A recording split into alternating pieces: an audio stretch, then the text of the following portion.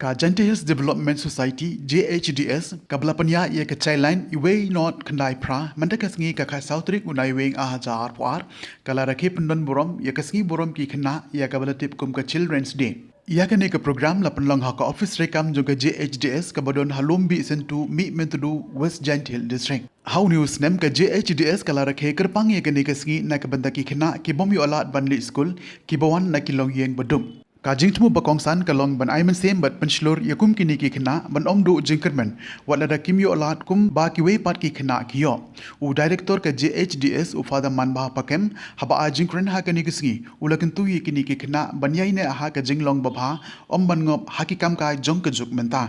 shushu ulong babun na ki bala he alasan ki Bym Leit Skul Henry ki letre hakikam bapher la ka kam balang ne ka imlang salang But kiweru ude ki kam khai pateng. Kumta ulakin tuye ki bekede bantre shitom but ko sneng ye ki balasan knang bekin long breu man breu la shai la shisngi. Ha ka negasngi la don ki jingi le kai bapher ki balapan kemani ki Khynnah ya ka balapan ya de ki staff jang ka Thailand joai but lapan kut da ka jingi bam jalang.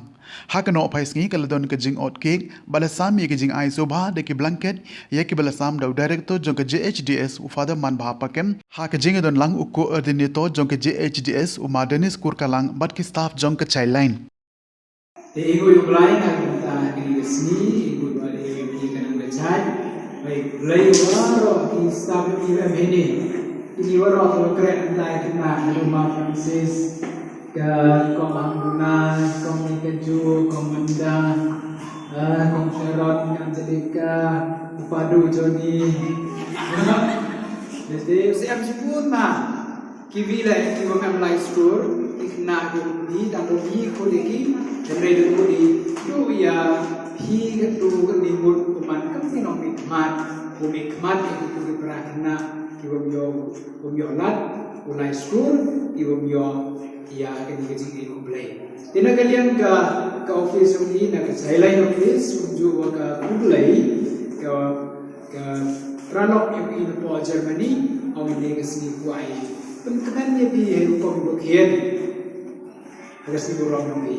Endun nesdap dan kita jelek di dabam jari bat ini pun hasil aisu juga kepada kecintaan bat kiwakian,